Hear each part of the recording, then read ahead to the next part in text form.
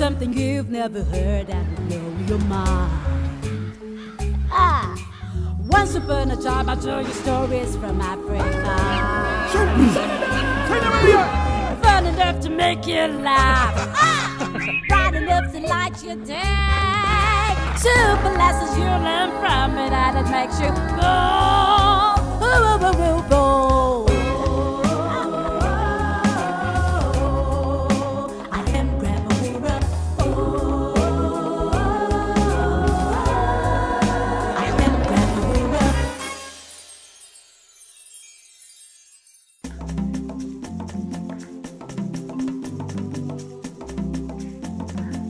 Did you know that African hairstyles always have a story to them? Welcome to Grandma Wura's Story Hut, where my stories give you wings and fly you on an African adventure. Today's story is titled Falana. A long time ago, in the sub-Saharan part of Africa, lived a great kingdom by the name Gamunda. The king and queen of Gamunda were very powerful warriors. They also had a daughter by the name Falana, Princess Falana. The king and queen were great warriors, and they led an invincible army. Probably the greatest army that ever existed in that region. One day, the queen went on a journey, but never returned home because she lost her way back. This made the king, Mtsenga, very unhappy. And so he decided that the map of the kingdom be woven on the head of the princess, so that no matter how far away she went from home, she would always find her way back. And so, Mima, a very great hairstylist, was hired by the king to weave the map of Gamunda on the head of the princess.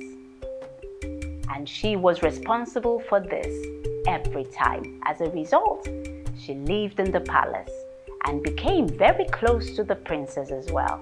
As a matter of fact, almost like a mother to the princess, Falana. One day, the king's brother Jafar, who had been so envious of him and wanted the throne of Gamunda to himself, planned to kill the king. As a result, he set the palace on fire one night. That fateful night, King Mtsenga of Gamunda struggled to save his daughter and Mima and led them across a secret passage out of the palace.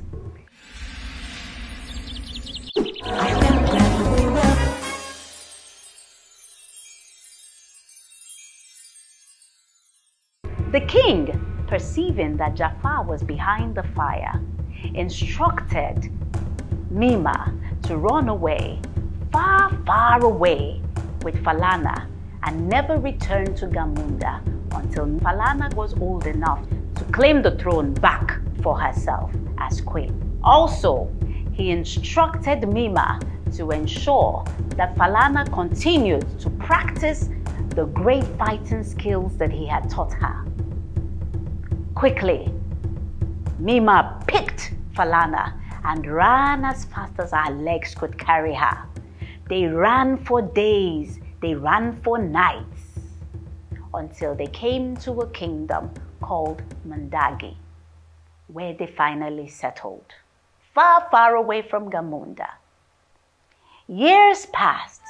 Jafar, who had now become king due to his brother's death in the fire that night, ruled poorly.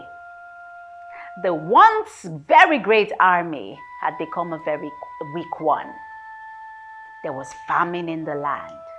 As a result, he and his queen began to sell their people as slaves in return for money and in exchange for other goods from neighboring kingdoms. One day, a faithful servant, Liam, ran away from Gamunda, ran far, far, far away from Gamunda to Mandagi, where he finally fainted by a well. Coincidentally, that was the same well that young Falana came to always fetch some water. She found this young man, Liam, on the floor. She tried to revive him and then rushed him home to Mima. Mima tried to nurse his wounds. After a few days, when Liam was finally back to himself, he finally got the strength to introduce himself to Falana and Mima as a Gamundan. They were surprised. He wondered why they were so surprised. But then, Mima took off the veil from Falana's head. He was very surprised, noticing the hairstyle. He said, only the princess of Gamunda wore this hairstyle. Then he said, are you Mtsenga's daughter, Princess Falana? To this question, Falana and Mima answered yes. Oh, Liam was so excited, for it had been said that until the blood of Mtsenga sits on the throne again, there will never be peace in Gamunda. But everyone had lost hope in Gamunda, thinking that all that belonged to Mtsenga had died in the fire that fateful night. Quickly, Mima told Falana it was time for her to return and take her rightful position on the throne of Gamunda. They set out using the map on Falana's head, which led them straight back home to Gamunda. At their arrival, Liam went from house to house, announcing to the people, Princess Falana is back home. People began to come out of their huts. Everybody was excited. And that day, the people of Gamunda led the procession to the palace where Jafar and his queen lived. Jafar, from a distance, saw the people leading a long procession to the palace and wondered what was happening. His servants went out to find out what was going on. However, in the midst of the procession came out these two women. He assessed the two women and noticed Mima. And he said, Mima, you're still alive. I thought you died in the fire that night. And then she said, no, Jafar, I never died, and neither did Falana. She took off the veil from Falana's head, and immediately Jafar saw the princess. And he said, you! I thought you died! You should have perished! The moment he said that, he brought out his sword and engaged Falana. Of course, she was ready as well with her own sword and the fighting skills her father, Mtsenga, had taught her. And they got into a battle. They fought and fought. It was an unforgettable combat. But alas, Falana beat her uncle to it.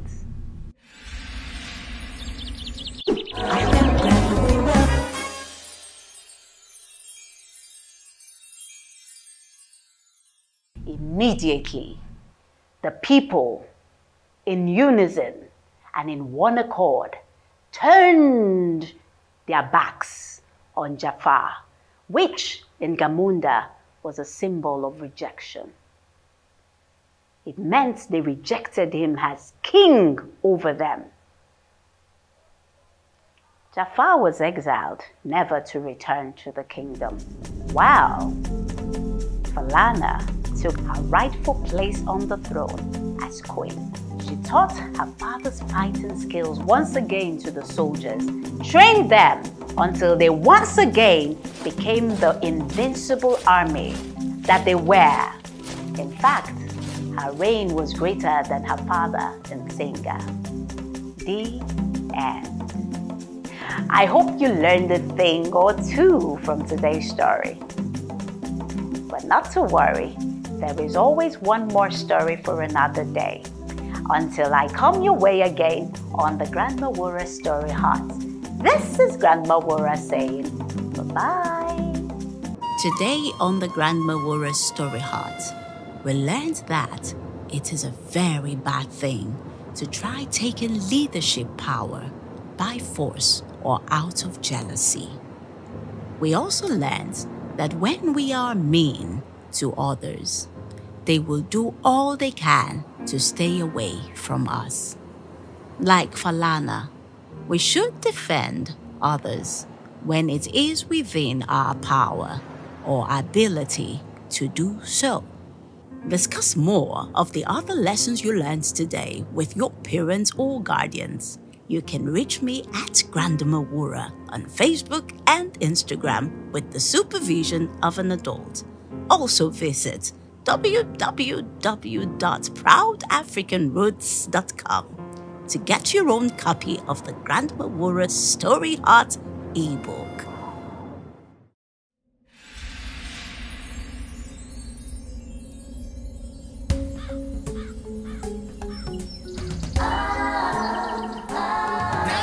Tell you something you've never heard and blow your mind. Once upon a time, I'll tell you stories from Africa. Fun enough to make you laugh. Bright enough to light your day. Super lessons you learn from it, and it makes you go.